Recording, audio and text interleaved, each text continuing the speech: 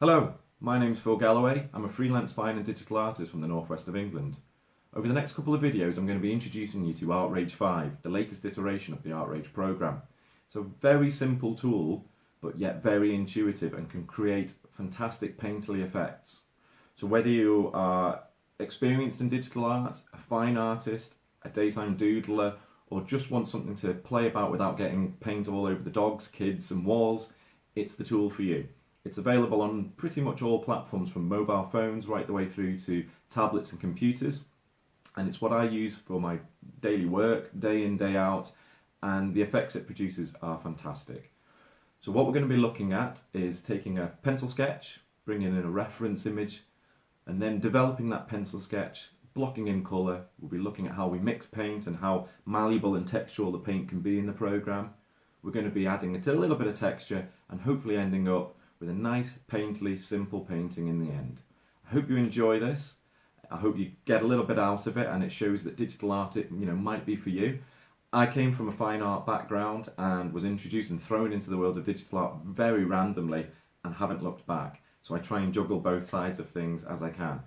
But to be able to paint on the hop, sit on the couch and draw and paint without getting paint everywhere and getting in trouble at home, ArtRage is really, I think, the best for this. So I'm going to grab my tablet, I'm going to grab my stylus, and we're going to get to work. Okay, and welcome to ArtRage 5. Here we are, here's the interface and the desktop, really, I suppose. We're going to have a little tour around and show you what's what, where things are, how easy it is to select tools and colours, and then we're going to open up a new file and I'll bring in the reference that we're going to be using and hopefully show you a little bit of how to do that so it's nice and easy for you to set up your new file. Now ArtRage 5 is a little bit different depending on whether you're on Microsoft or iPads, but generally the process is the same, it's just the interface looks slightly different. So let's have a little tour around. So on the left hand side, on the bottom left, if you follow my cursor, you've got your tool picker, so you've got your oil brushes, your pencil, watercolour, paint roller, palette knife, all sorts of things for you to tinker about and have a play with. Within that, if we select the oil brush, then you can select settings. You can add paint texture, and you can see in the bottom left, the brush changes depending on how much paint I've got loaded on it. You can add thinner or pressure, and this changes for each one. So if you're on pencil, the interface changes, softness up, softness down. On the right hand side, we've got our colour picker and the colour wheel, so you just slide it along or tap in where you want and select the tone you need. If you want to decrease the size of that, you can collapse the area if your hand may be kind of going on top of it, and we'll bring that back up. And then finally, I suppose you will get onto references in a little second, but would be your presets. So if I selected the oil brush, ArtRage has very kindly put together a series of presets. So if you want dry clumpy brush or you want varnished, they're all there ready to go. And if you switch to the pencil, then you get different pencil tools, all without having to go down the custom brush tool, which is this one, which is a little bit more advanced, I suppose, for the users. If you use the preset ones, it's very, very simple. So let's start by opening up a new file and what we're going to be working on. So we'll get rid of those. And in the top left corner, there's File. So you click it and then you select New Painting, and it will open up this box. Now initially it will say whether you want to choose your screen size in pixels, but this might be for most of you, but I come from a fine art background and I work on, whether I'm painting on A3, A2 or paper sizes. So if you click to print size, it will tell you how big the screen will be, your canvas will be. So if we select millimeters, and what we're going to go with we'll select 222, and we'll do a height of, say, 300. And on the right hand side, be sure to click into this box and make sure it's at 300. It usually is set at 72 by default. And if you save it at 72 pixels per inch, it will become, when you zoom in on it, it won't be very detailed. So be sure to whack it up to 300, which is the kind of industry standard for, exported JPEGs or images. Then all you've got to do, we're not going to bother too much with selecting our canvas. We're going to just do it on a rough, reasonably rough paper. I think for more advanced paintings, we might have a little look and more videos down that avenue and select a slightly rougher canvas. But for this one, I just want the paint to be sitting on the paper, nothing too textural. So we're going to click OK. ArtRage will then load up, and there you go. There's your paper ready to go. So the next thing we need is what we're drawing. So how we do this is if you select references, so refs on the right hand side, and then this little file box, and then load reference, and it will give you an option to look round your computer wherever you are. So we're going to be drawing this chap here. So you double click on it and in he comes. Move your paper. 2 fingers on your screen to resize and make smaller. And now we can use it in landscape or portrait. We'll get it set up and we're ready to start drawing. So we would select our pencil tool, select face shading or one of the harder pencils, and off we go. So in the next video we're going to be sketching in the face and seeing how we go about doing that. Okay, so we've got ArtRage 5 open and we're starting to sketch out our pencil drawing. So, we've used our thumbnail sketch before, and unfortunately on the playback of the script, when you record the script as you're drawing, it doesn't actually show your reference picture, so you're going to have to imagine that I have got my bespectacled man on the left hand side as I'm drawing. And so what I've done is I've used some guidelines which I sketched out in the thumbnail sketch before, just to kind of show height on the page, where I'm up to, but also just to kind of get the form of the face right. And once I've got those guidelines in, I can start adding a little bit more detail and trying to pick out the features of the face. And as you can see, I mean, it's zooming along nice and fast, but hopefully it will give you an idea of how the pencil tools work on ArtRage and how you build up a picture. So I've just used the bog standard default pencil, which you open up. I've not tweaked anything on there, and I am, just sketching it in. I'm not looking for too much detail at this stage. I'm not looking for massive detail because it's going to be painted over. All I want to do is get a main body, something to work on, which has a reasonable likeness to the actual figure that we're going for. So I'm just building up the shirt here, keeping it nice and loose, gestural strokes again, because I want this painting to be quite, a bit of motion in there and a bit of movement. Excuse me. So, I'm quite happy with that, adding a little bit of shading just to kind of guide out certain areas, but really don't want to take too much time on this. Just make sure that the likeness is okay, I've got the features okay, and I know roughly with the guidelines of where I'm going to be painting light and dark. And that's just done with a little bit of line and a little bit of cross-hatching and a little bit of doodling, really. So there he is. We've got him all sorted. If we zoom in, there's not much detail there. It's not the best drawing on earth. It doesn't have to be. It just has to be a good starting point, because we're going to paint all over it with our nice thick paint in a little while after we've blocked in some colour. So let's move forward then and go on to blocking in some colour.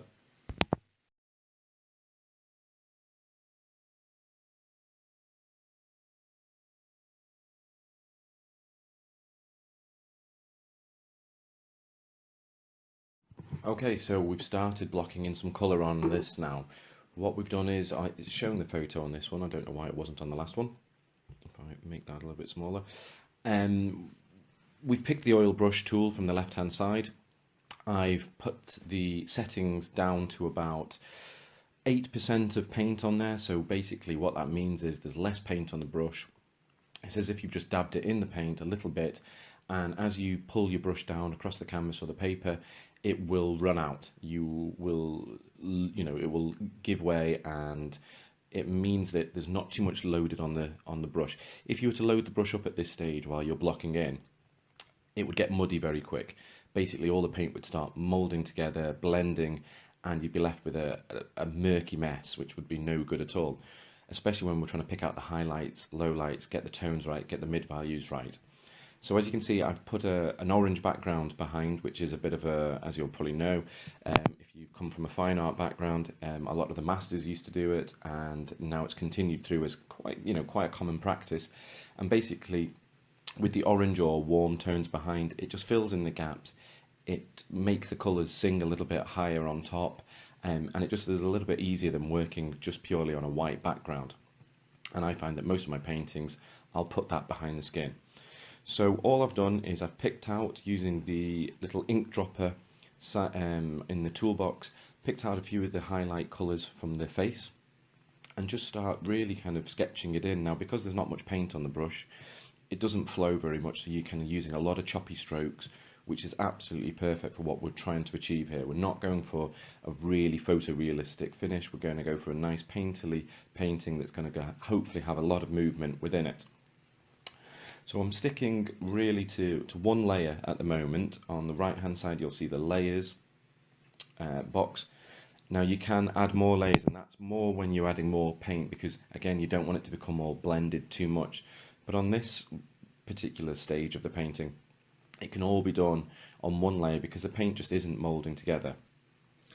So I'm working through the hair now, trying to get that kind of the greens and the ochres coming through on his skin, but again not being too worried about detail and close-up detail. I'm just trying to pick out the highlights as we go, introducing a little bit more warmer colours now because I don't want him to look too kind of ashen and ghost-like.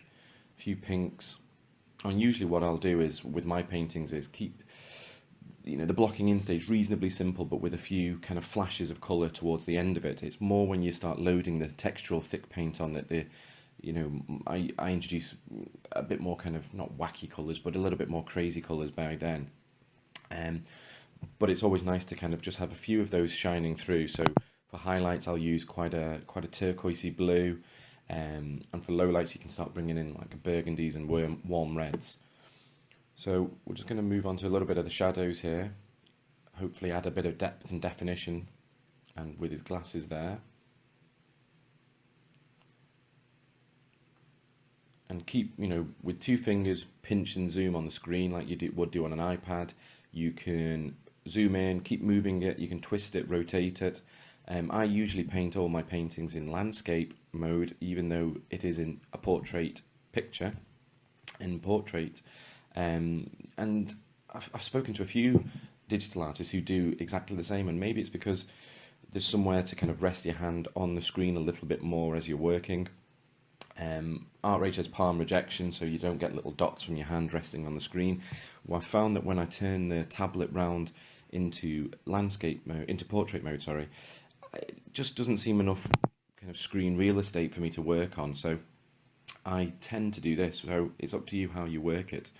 So as you can see, I'm introducing a little bit of red into the shirt, a little bit more vibrant, and this will warm it up and give me a nice base to kind of build on once the thicker paint comes on.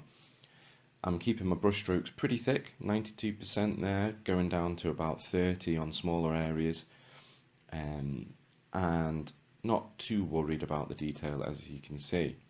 But it's starting to kind of come together now. I'm reasonably happy with it so far, and it's giving me a nice base to build on for when I start introducing a little bit thicker paint quite soon. So here's some last little highlights of turquoise blue, as I said, and I think we're all but ready for the next round.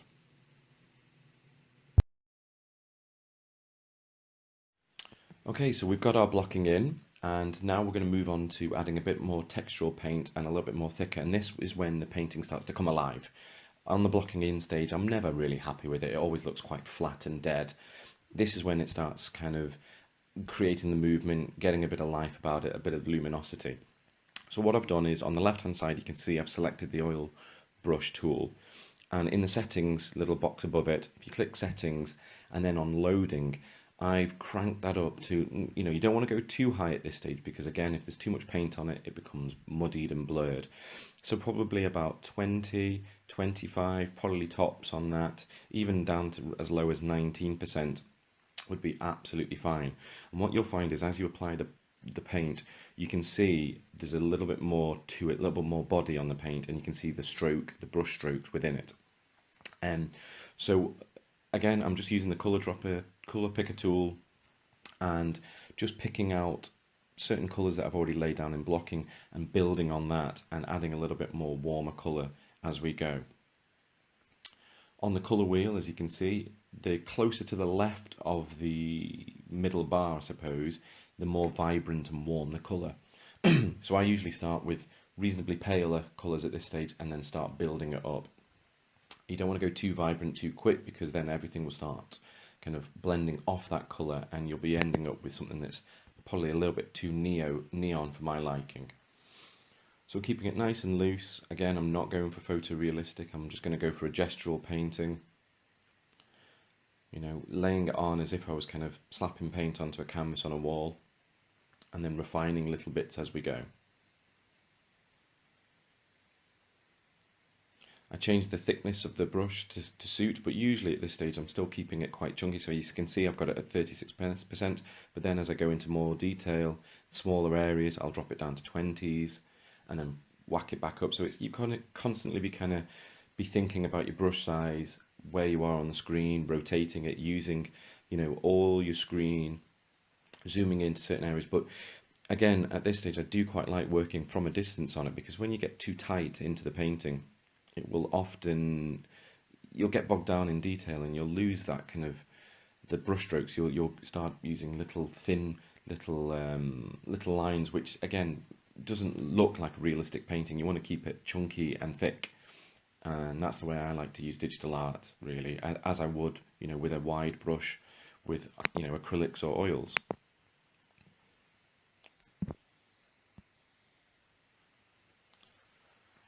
So adding a little bit more warmth coming into it now, so I'm using the colour wheel a little bit closer to the left hand side, bringing in a little bit more warmer tones, and trying to get that neckline built up.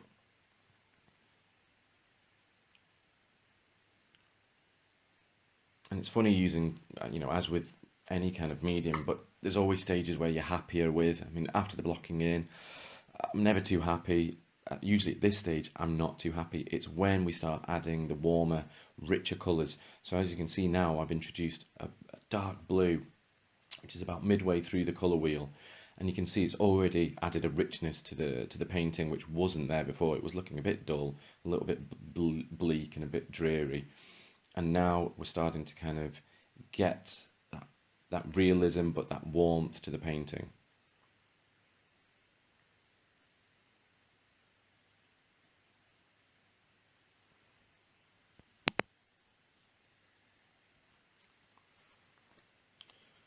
I found it quite hard at this stage, you know, to try and get that his kind of beard and neckline just right, because he's got all those kind of fine hairs, and I didn't really want to go into too much kind of you know, sketching out every hair. I've done paintings like that before, but this wasn't really for that. It's to show, excuse me, to show the texture of the paint that you can achieve on ArtRage, and going into those kind of fine minutiae of details just really wasn't what I wanted to do on this.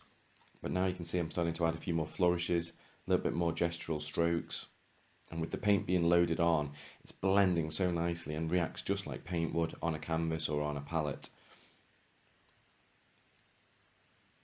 And this was when I started getting a little bit happier with it. It's starting to kind of come together. As soon as I introduced those flashy strokes onto the shirt, I was happy with it.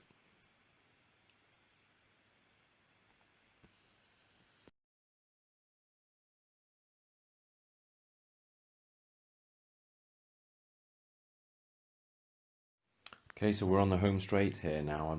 I'm still keeping with the kind of gestural strokes that seem to kind of bring the painting together. And obviously he's a modern chap. He's in front of a graffiti background, and I didn't want it to become a traditional boring painting. I wanted it to look loose and choppy, adding a little bit of flex of his beard there and on his eyebrows, and some texture and line. Now you could bring in the palette knife tool at this stage. You could start using the paint direct from the tube tool and build it up, but we just wanted to keep it nice and simple, an introduction just mainly to the oil paint brush for these lessons.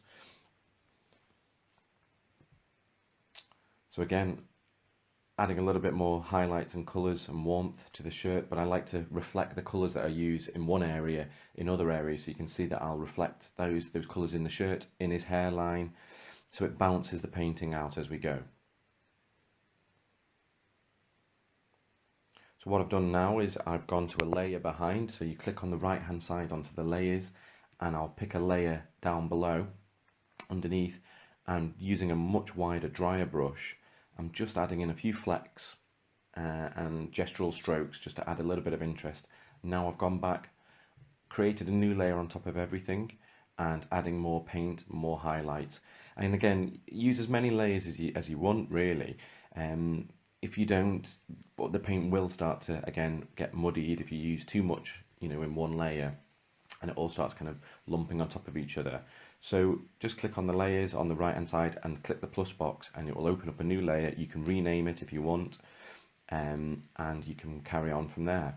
So again, I've done a new layer for the glasses so it doesn't blend with any of the skin underneath, and now I'm starting to add a bit of depth to the glasses, taking my time to try and get them reasonably detailed, but not so they're so precise that they stand out from the rest of the drawing.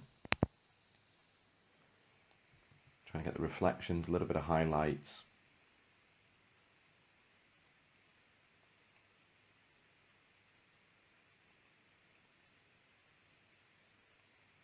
And then we're going to move on to the background then. So it's the last little touches.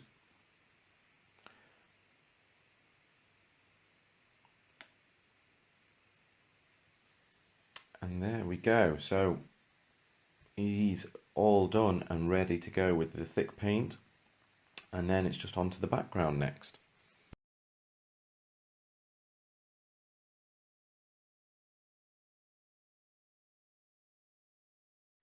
Okay, so we've got our pretty much finished painting here now. So all that's left to do is a few little touch-up areas, tidy up a few bits, and then add a background. And he's got quite a nice vibrant background on the picture, so we're hopefully going to emulate that. I'm not too worried about putting loads of detail in the background, just to kind of make him kind of lift off the page a little bit. I suppose if you're doing it backwards on a normal painting, you might, real life painting, you might put a little bit of the background in first, or sometimes, a lot of artists will kind of block it in after it. So let's set it playing and you'll see. So I touched up here a little bit of his lips and his glasses, and then what we wanted to do is add a little bit of texture. Now you can see that I'm adding brush strokes underneath the paint, and you can see it's adding texture, and this is by you create a new layer right at the bottom, you drag it right down. When you create a new layer, you drag it all the way to the bottom of the layers, and then you get a brush with a really heavily loaded brush with lots of paint on it. When you go underneath that, then you can start adding a little bit of texture to the areas that might look a little bit flat or dead, and it just makes the picture sing a little bit. So now I've created a new layer for the background, which is underneath everything, and I've tapped in the brush tool, and you can see I've whacked it all the way up to 400%, and I've set the paint loading to 3% on this, so it's a nice wide brush with hardly any paint on it. And so I'm just trying to get a feeling for something that might work in the background. I'm trying a few different things out, and I wasn't really happy with this first one. I thought that it looked, with the graffiti behind it in a painterly style, it looked a bit too busy. So what I've done is, rather than delete that layer, I've just hidden it, put a new layer on top of it, and we've gone again, trying to get a little bit more vibrancy now with the kind of bright turquoisey blue. Again, drop the brush size down a little bit to 250%, so there's a little bit more movement, and I was much happier with this one. But what I decided to do, even though I was happy with this one, was to then make the last background that I did visible behind it. And as you'll see, it just adds a little bit of depth to the painting and kind of sets it off. Here we go, like that. So I was just umming and ahhing whether or not I liked that. I decided I did, and I'd go from there. Adding in a little bit more texture around the shirt, and again, taking elements from one area of the canvas and putting them in other areas so your eyes move across the canvas. And there he is, signed and complete. So I'm really happy with that. It's nice and modern. It's got a lot of movement. It's got a lot of brush strokes in there that will print up really, really nicely. So all that's left now is to export the file into whatever format you wish to use. So let's go and do that. Okay, so we've got our finished painting here, and I'm quite happy with it. It's nice and textural, and we've got the background sorted, which is nice and vibrant, and it's got good choppy movement. I'm quite happy with it. We've done some finishing touches, and now all that's left to do is to save the painting and to export it to whatever file we need. Now, the nice thing with ArtRage 5 is, and most of the ArtRage actually, is that you can export it to various, file formats depending how you want to, go on from there. So whether it be you bring it into Photoshop if you want to do more work on it there, or it's involved in a bigger painting or a bigger picture, or however you want to do it, or a JPEG or a PNG file. So what you do, it's very, very simple. All you do is up in the top left, you select File, and then Export Image File. Click on that and it will give you a drop down. Now I've already saved it there, but it will give you a drop down box, and all you do is on the Save As type, you click in there, and depending on how you want to save it, so whether it's a JPEG or a Photoshop, so what we'll do is we'll save it as a JPEG, and we're going to call it Paint and Draw Finished.